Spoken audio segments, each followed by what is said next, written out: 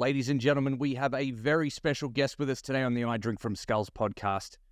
He's got the ads that aren't just fads. He's got the twerks that deliver perks. He's got the drop on the old TikTok. Mr. Revel Loughlin. Thank you, my friend. It's wonderful to be here. I appreciate it. Awesome, my man. Another fellow Aussie. How good is that? Yeah, just across the dish, mate. You know, not quite a stone's throw, but 4,000 Ks in the westerly direction. We've all got our fingers and toes at 10 here. Let's go. I drink from skulls. Drink from the skulls of my enemies. For the benefit of everyone that's watching along today, who is Revel? I'm 5'10", 95 kilos. I like going to the gym. I do the odd time. Just kidding. But funnily enough, I grew up in New South Wales. Was born in a little town called Foster, which is a little beachy town. Fantastic place to grow up now that I'm, 33 and, seeing some parts of the world and everything else. And, when we weren't getting up at 6 a.m. and going for surfs or, playing video games or making cubby houses in the bush behind the dunes, we're eating like 1-inch thick slices of Nutella on toast and drinking Nesquik. I come from that era. It's fantastic and able to leave your doors and car doors and everything open as well. So it was a really awesome upbringing. And then did all my primary school and high schooling there, and then moved over to New Zealand. This is the phase of my life. I had no idea what I wanted to do. So I went to New Zealand and I was doing a university degree of a Bachelor of Sports and Leisure, which I didn't complete. In fact, there's a really funny story there about one of the units I didn't complete. It was actually the easiest, and because I was procrastinating, partying so hard, I left it all to the last week. Like one of the assessments was copy paste something and I still couldn't do it, but I digress. And I moved back to Queensland after a few years because all of my friends had moved up there, and that's where I kind of started my business journey, if you want. And I got into my very first business. Then moved around a bit, done a fair bit of traveling in and around that sort of time, and based in Perth, if not Bali. Well, my man, I'd love to learn a little bit more about what you do. How do you put it all together? And essentially where I pivoted into marketing for the very first time was with a gentleman based here in Perth, and he sold sailing boat sails. And that was my first introduction into running ads to generate a sale or a customer for another business. Now, super niche. It was a bit risky. It ended up working out. I think the majority of it was because he had quite a bit of credibility. It was a world-renowned championship sailor at the time. And we're advertising to Germany and selling these, $4,000 to $5,000 sailing boat sails. And that was massive. And I was charging pennies. I think I charged like $350 for like a month-long campaign. And when I saw it work, I was like, hey, there's definitely something here. And I started the fitness business on the side at the time. And I had a coach running that, and we split the business, and it was working really well. It was a really good partnership. And I started to step away from the fitness business. And the reason being is it was just no longer fulfilling me anymore. Mainly because, one of the things I noticed in that industry, and this is just my personal experience, is that when people are struggling financially, fitness, gym memberships, boot camp memberships is usually one of the first expenses that fall off the table. But then to me, I was like, well, if I am helping them generate an income, I'll be the last off the table, hopefully. And so that's why that made a lot of sense to me. And I was still able to, get my kicks from helping people, from, building their businesses and being a growth partner in that sense. And then fast forward all of these years now, for me now is really basically a glorified media buyer. But for a lot of brands and businesses that I work up in this kind of startup to, let's say, medium established businesses, is that of a growth partner. So setting up ads, scripting, video editing, all that kind of stuff, just really taking everything that they need to do to generate a client from the online space off their hands and helping them, put their effort and their expertise in the stuff that they actually want to do. Yeah. That's awesome, man. Some really cool stuff. So it's always great to hear, how an entrepreneurial type person got started and where we end up. I love the journey. So, just on the journey, so you did really well with Facebook ads. You went all in with it in a few different areas, most likely delved into many, many niches over the last... How long ago would you say you started really going deep with TikTok? With TikTok, 3 years ago. So we've got a solar business in Queensland. Yep. And that was, I don't recall how I actually got into it. Maybe Gary Vee. I do believe like a lot of my adoption mentality comes from Gary Vee, at least only just to, test things out. And we've got a solar business in Queensland, Cubalt Solar. We've got 35 staff. We spend north of $60K a month on advertising alone. And wow. I started to test out some TikTok ads. Now, I did what everyone's probably going to do if they haven't done it already, and they take their best performing Facebook ads, dump them into TikTok and hope they work. Well, I did that and it fucking flopped. So I basically stumbled ass around for the best part of 3 months, maybe even 4 months. Like on the outside looking in, it looked like I was wasting ad spend. But of just the tastes of results that I was seeing from TikTok, I'm like, there's got to be something here. I just haven't cracked the code. I'm not understanding it. There's something I'm not getting. We'll just keep going. And it was around about November, December, let's just say 2 and a bit years ago, where consistently over the first week, that's when I had my first win.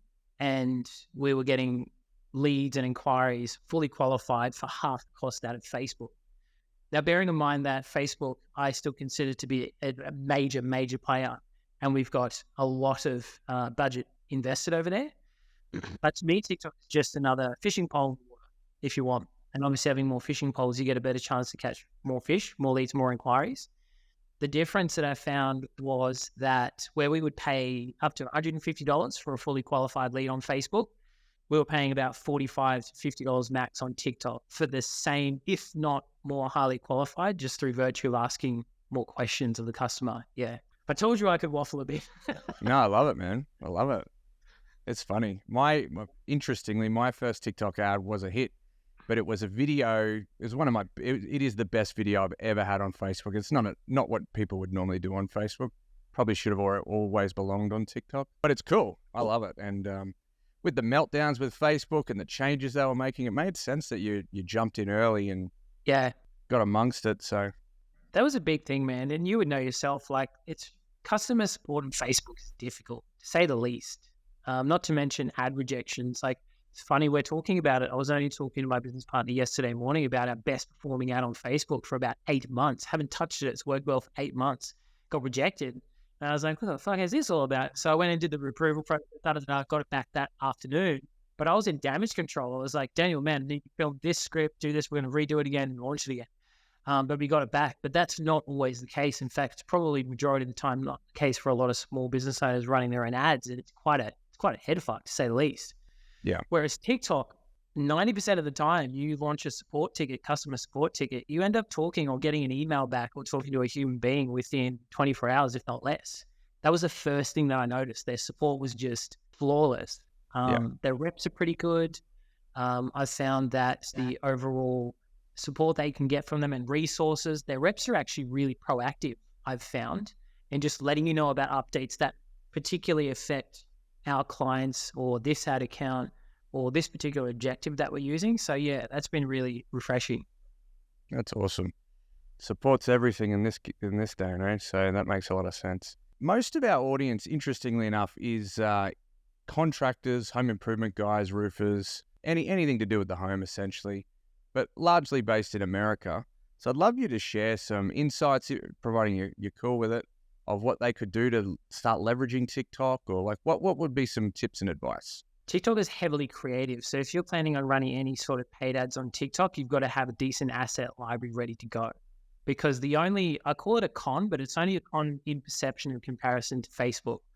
You know, if you run ads on Facebook for any sort of home improvement, roof restoration, solar, any renovations, anything to do with home, and you've run ads on Facebook and you've had success, there would have been times where you've run the same ad for weeks, maybe even months. You would be lucky to get that on TikTok. Lucky. Yeah. I have found in the States that you don't have to address this issue as much. But here in Australia, where you obviously the population density is nowhere near that of America, then you've got a little bit of leeway here. But the biggest point is, if I was going to be really specific, you would need at least 6 quite varied ad creatives ready to go before you actually launch. And then depending on your budget, will determine how many of those you can test at once over a certain test cycle. But the main key points have been to, let's take roof restorations, for example. I found that to be a really easy industry because outside of portraying the transformative end result, you know, here's a roof with mold and crap and shit all over it, and here's one over here that's brand spanking new. I'm helping a friend do one at the moment in Queensland, funnily enough. Yeah, nice. So it's been really easy to sort of generate those leads, and the nurturing stuff comes after it. But TikTok has been great because it is a video platform. One of the things it has taught me, and that I recommend to a lot of other business owners, is it teaches you to be much more direct and succinct with your marketing message. it's been great because within 3 seconds, the hook of your ads, you can call out your ideal locale, geographical location. You can call out the problem that you hope they're experiencing so that you can, garner more of their attention engagement for the next 30 seconds. And then you can present your offer, which is a big part of, matching that into the creative as well, making those irresistible offers, but very simple format. So if you've got your asset library and that's ready to go, you say you've got at least 6 video creatives ready to go on TikTok, and you've got your best performing offer or your best offer embedded in there with that script, then it's just throw it up in a lead form, let it run, 4-day testing. Are you happy with the amount of leads you got? Are you happy with the cost per lead that you've got off the back of that? Usually then 4 to 12 days, you've got a lot of that information up front and you've got a lot of significant data from it as well. Because, again, I'm going to compare to Facebook because that's just what I know. But if your cost per 1,000 impressions is up $30, $40, $50, $60 per 1,000 impressions, per 1,000 times people have seen it, on TikTok, you would be lucky to pay more than 12. So not only are you paying less for leads, but the magic is actually in the fact that the cost to place the ads there is significantly cheaper, like ridiculous. That's the magic lever, really. So a lot of people think that when you start running TikTok ads, it's like, oh my God, like we've done something amazing, or Rev, or Matt, you guys have done something amazing. Like with TikTok ads, it's actually just cheaper to advertise them. Like it's all this. Until old Zuckerberg comes along and pulls the lever and shoots up the cost to place ads. Like I feel like we're in this kind of grace period. Yeah. Yeah, nice. So just for reference, Facebook is largely probably one of the most cost-effective places you could ever put an ad, but TikTok's so much cheaper than that. So for a CPM, that means like the cost per impression, cost to get the ad in front of 1,000 targeted people to get them to actually stop and engage and see your ad. So if we were to compare that with a billboard, newspaper, radio, TV, all these old traditional sort of things, if you were to put $10 or $20 per 1,000 people against those traditional models, it's insane to even think about how much cheaper it is with Facebook firstly, but then TikTok being probably 5x cheaper, 4x cheaper, something like that, with someone who knows what they're doing. Yeah, 100%. Like it's nothing magical. I just think that, whoever's in charge of product development and advertising avenues, I think they did it really well. And I think they're doing it really well. Because for me, when I first jumped into advertising with TikTok, it felt like Facebook Ads Manager. That was the big thing. I was like, I can adopt this like that. It was the creative that I really had to get my head around. It took me 4 months and a fair few $1,000. But that was the big thing. But the overall feel and setting up and strategy and optimizing around the campaign is fairly the same, in fact. So if there's any business owners and marketers out there or any agencies that are running Facebook ads quite successfully and you're looking at TikTok ads, wrap your head around the creative first, get really direct with it. And it's not too dissimilar from what you're already doing. It's just you have to have that creative down pat, definitely. Let's try and go a little bit more granular. Most of the guys I deal with, they don't love, like, that's why they come to us in the end. But I want to help some people, like, as a get started. I know you have a free course where you can get people the link to that and stuff like that. That's really cool. But like, where would someone start? I know, so just backtracking a little bit, we know we need creators. We need videos because they're gonna burn out or fatigue fairly quickly with TikTok. So where would we start? Like, what would you recommend a roofer do as an example? Good question. All right. So first point would be to create a TikTok Ads Manager. So Google TikTok Ads Manager, go set that up. Mm-hmm. After you've done that, create your first campaign, a dummy campaign that you will publish, but you won't let it go live. You click a button to say deactivate as you publish it. The reason for doing that is it's going to just basically ask you the least amount possible to actually get a campaign to the point of actually going live. So it'll ask for your card details, how you want to be billed, all that kind of stuff. And then after you've done that, you've got to publish, but you've turned the campaign off. Then I would go through scripting your first video ad. Really simple script that I follow as a basic framework is not too dissimilar from the well-known AIDA acronym, attention, interest, desire, action. I just squeeze interest and desire into the one paragraph. So it might sound like if you're a homeowner in X, Y, and Z looking to give your roof a facelift, this is for you. So hook is the first part. If you just type in TikTok hooks into TikTok, you get really good examples. Nice. And the next part is the body of that content, where you're trying to create interest and desire. And this is where you would mention your offer. Your offer, if it's really, really, really good, should actually lead the majority of that script. So, hi, I'm Revel. I help people do X, Y, and Z. And if you're looking to solve this particular problem, this is how I can help. Here's my process. Here's my offer. Here's why it's very little risk for you to even just make an inquiry. Free quote, no obligation, da-da-da-da-da. And then a call to action. So 3 parts: hook, body of content, call to action. Super simple script. If you look at some of my TikTok videos, especially organically, you'll find that I use that format quite often. It's just that my call to action is different because I'm not selling anything on my organic content. I'm just saying, hey, what do you think about this? Or let me know what your thoughts are about TikTok CEO doing X, Y, and Z, that kind of jazz. Yeah.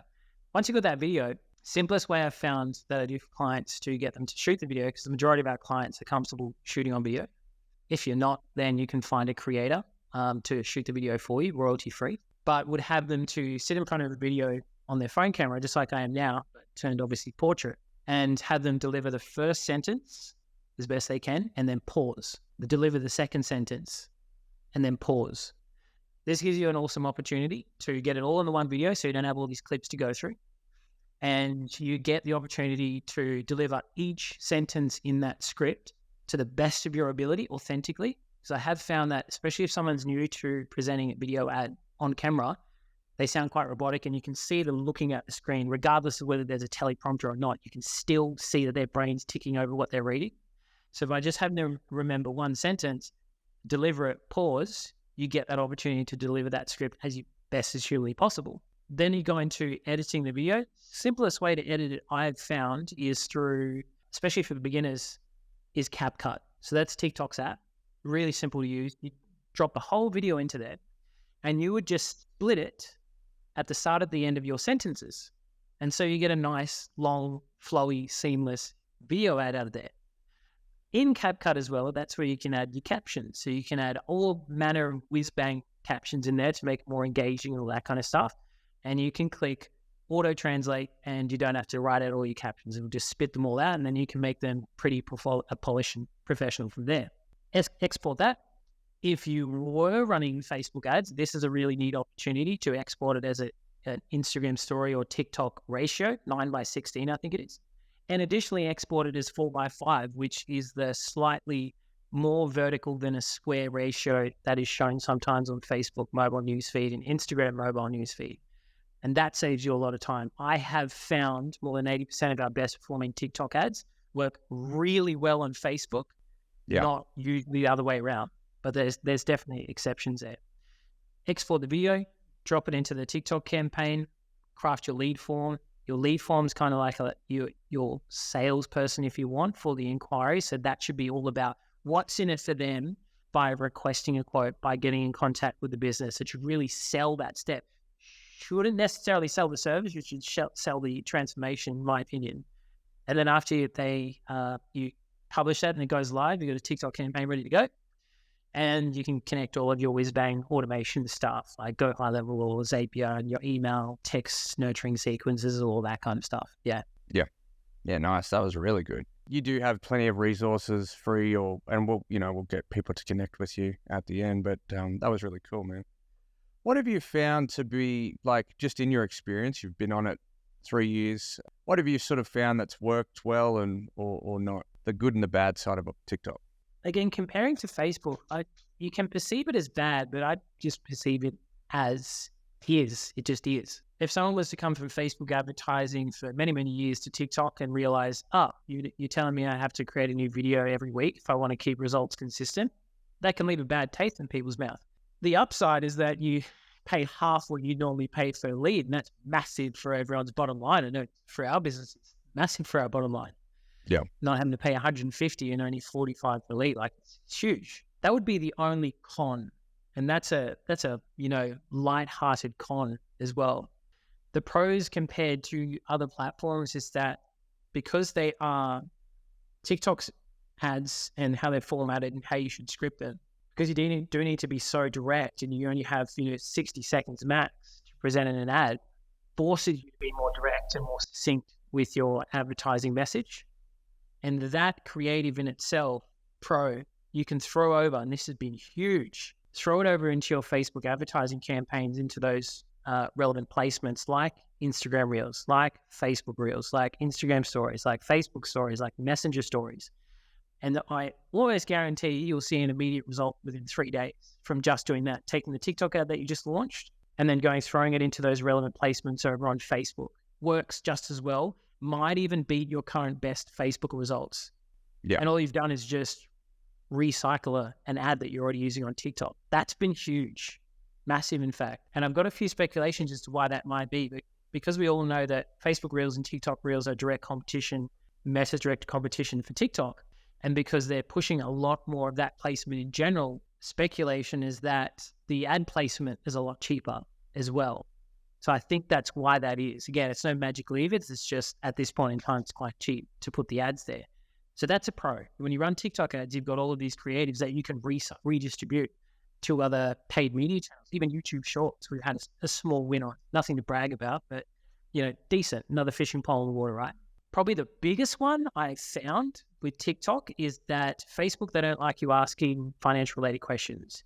They don't like you, personal attributes policy, I think. They don't like you asking their annual income. They don't like you asking how much debt they've got, all that kind of stuff. So for anyone out there, financial refinancing or, potentially builders and roofers, if you need to ask those sort of money related questions, TikTok, you can ask anything. You can ask them, how long has it been since you last divorced?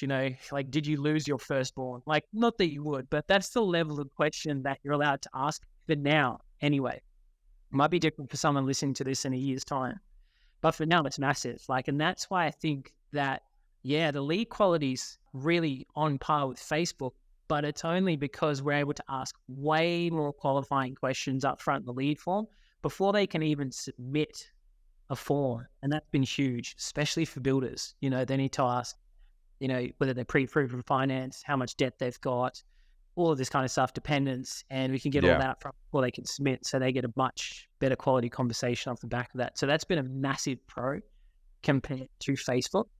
Again, I really don't want to come off as bashing Facebook because I use it a lot. I just, it's just really refreshing to have a platform like TikTok where it kind of feels like 2017, 2018 Facebook golden era days, where you could throw like $15, $20 at a Facebook ad and get a handful, maybe even a dozen leads on a really good day. And now it's just a lot harder to do.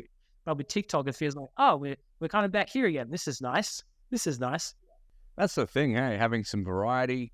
If nothing else, just having a TikTok account, even if you don't run ads, the organic side of it, which you've also done really well, which I'd love to dig in a little bit more on that too. Yeah, the organic side of TikTok is I'll be honest with you, I hate creating content. I really do. I've always hated creating content, and TikTok is the first platform organically where I've taken it very seriously. Very seriously. You only have to scroll through my Facebook stuff and my Instagram stuff, and you'll see that I'm lacking like weeks and months in between. And then I just pick it up and start going with it again. But TikTok for me is all of, Gary Vee, the Alex Hormozis, and everyone else says is basically it's really just one of those platforms where if you and I make a video, maybe take a clip from this podcast and we throw it on there and it gets like 20 views. And then we take another clip tomorrow and we throw it on there tomorrow and it gets like 1 million views for no particular reason. Like there's no real platform that can offer that kind of disproportionate amount of views compared to what you've currently got historically. The sort of perpetual snowball of organic growth that comes off the back of running TikTok ads is massive. So I tell a lot of my clients, hey, when you get comments, when you get questions on your TikTok ad, which you will get, create a video reply to that because you should connect your TikTok page to it. Now you don't have to think about content. And now every single person who sees your ad and drops into the comment section sees that video reply, that gets more views. You get more followers, and then you end up in this sort of perpetuating cycle of organic growth off the back of your paid ads, even though I guess technically that's paid growth, isn't it? But you're over here for leads, and you have all these other benefits happening over here for organic as well. That's massive. I've found that another big point with the TikTok organic is, how like on YouTube, where you'll go and watch a YouTube video, and then you might see that person's video again, especially if you don't subscribe to their channel. It's only really if you go searching for them that you'll see their next video if you don't subscribe to them. Yeah. TikTok's quite different, and it's a massive opportunity, in my opinion, where if you come to my TikTok page, you watch one of my videos, usually within 15 to 20 minutes, you're likely to see another one of my videos. Yeah. Especially if you watch it all the way through or like it or engage. That algorithm I found to be a lot more mathematically inclined in certain averages of, if John and Jane and Revel and Matt like the same video, then Ben over here might like it as well. And so I think that algorithm is quite powerful, especially how fast those feedback loops work. And so if you go over to someone's TikTok profile, or a business owner has a potential client come to the TikTok profile and they watch a video all the way through, there's a really high chance that they're going to see, a video from yesterday, last week, last month, even, maybe not last year, but up to 90 days ago, I've been able to sort of measure. And even then, the big bonus is when they follow you. So if you get a follower, it's like an email marketing nurturing or drip sequence where they get drip fed over time, usually for the first 10 days, videos that you posted up to 90 days ago. And so just imagine how powerful that is to stay front of mind to your potential customer. And you didn't have to do shit. You just got a follower and they get drip fed your organic stuff from way back when. I don't actually think there's a social media platform that offers that kind of distribution of your videos to a new follower who sees your historic videos without having to go looking for them. Like that's been massive. Yeah. And so you find like other business owners who go out there and they start a TikTok channel, it really starts to pick up some steam, even if it's, below 1,000 followers. You'll notice people for no particular reason go back and like, it seems like they're going back and liking your very old videos, but that algorithm's just serving it to them because it's signaled that, hey, they might be interested in this as well. So as well as all these massive benefits of the paid ad side of things, the organic opportunity that TikTok presents, I really think is second to none. Even this new Threads app, which I'm sort of playing with by Instagram, that's interesting. But the organic opportunity that is sort of presented with TikTok, if you're present, however frequent or infrequent you are, is better to do something than do nothing at all. Yeah. Yeah. Yeah, I have noticed that where people have gone back through mine. I don't have heaps of videos on there, but I noticed that. And then I notice I'm getting served, when I follow someone, I'm getting served their older stuff. I get a notification. Someone's just done another post. I'm like, this is really cool. So that explains it a lot. It's nice. It's a really good feeling to know that your labor, effort, time, resources, money, however you're crafting your content, is being maximized and distributed accordingly. And that's what really speaks to me. And I think, generally speaking, TikTok is a really great organic platform for discovery, right? Yeah. So local business owners, roofers, home improvements, solar, all that kind of stuff, you service a particular area. Every one of your organic videos you'd want to geotag and put in your location, and maybe a hashtag of your biggest major city or suburb next to you that you service. And that's been really awesome as well. Just on a free call I did about maybe 3 or 4 weeks ago now, was a guy named Matt, funnily enough, in a restaurant in Sydney. And he owns a Thai restaurant called Castlelong Thai. And we just had a really organic chat. And he's like, hey, what do you think I should do with TikTok? And I was like, have you got time to make content? He's like, oh, I don't really know what to do. And I was like, okay, here's all of your menu items that are on your menu, 43 of them. Go and create a video, step-by-step process of everything you do to create each menu item. The intention is get to 1,000 followers. And once he got his 1,000 followers, he started to do TikTok lives. And this is an idea I think I pinned in my notes from Gary Vee years ago when he was just talking about TikTok lives. And I said, get your phone, point it at the wok, point it at the grill of the food being prepared, you doing your thing. Let it run. You don't even have to acknowledge people are there. It's reality TV. Yeah. And he did that. And his first live, I made a video about it. I don't know the chances of a restaurant owner watching this or listening to this podcast, but it's on my TikTok page. The complete process is outlined there.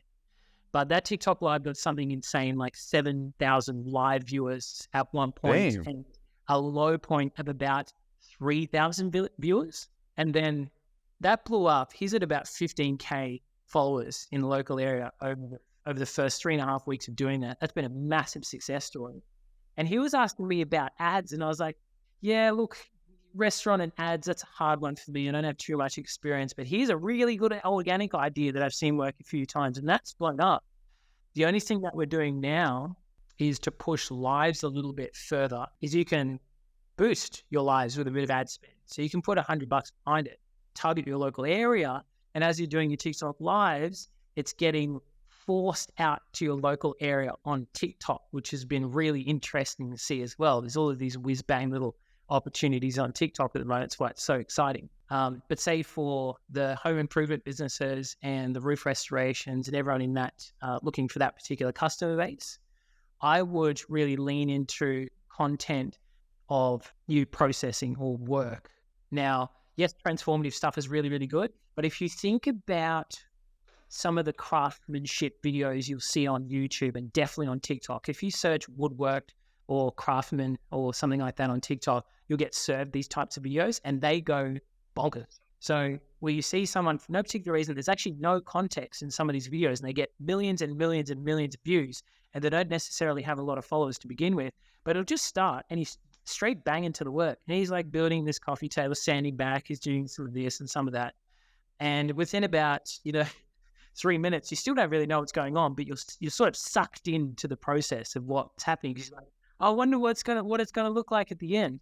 2 days ago, I had a consult with a gentleman that does, high end wood furniture. So he builds like cabinets and stuff, like 15 grand from scratch. And same kind of deal. He does that really well, and he's just moved from Instagram to TikTok. So similar kind of conversation where these roofers and renovationers and anyone in that sort of home improvement space, if you focus on all of your content, at least to begin with, on the process, and maybe even add some captions like step 1, step 2, step 3, and I guess show people how to do it themselves. And then as, all the Alex Hormozy likes to say, sell the implementation. Then a lot of your viewership and a lot of your followers are kind of sucked out of TikTok to your page, start to follow you for the right reasons. These are people who are interested in your craft. These are people who it's very easy to build a community around, especially when you get your first 1,000 followers and then you start to do your TikTok lives. But I was watching a couple of months ago, a woman just laying bricks, had like all high vis gear up. She had like 17,000 live followers, and I went to the Australian lady and I went to her TikTok profile and she had like 800 followers. 17,000 live viewers, 800 followers. Sorry, 1,800 followers. And that just blew my mind. I'm like, are we all really just sitting here watching someone lay bricks? Like, yeah, we are actually. This is what happens. I saw another gentleman, not only a couple of months ago, I'll see if I can find these and link them somewhere.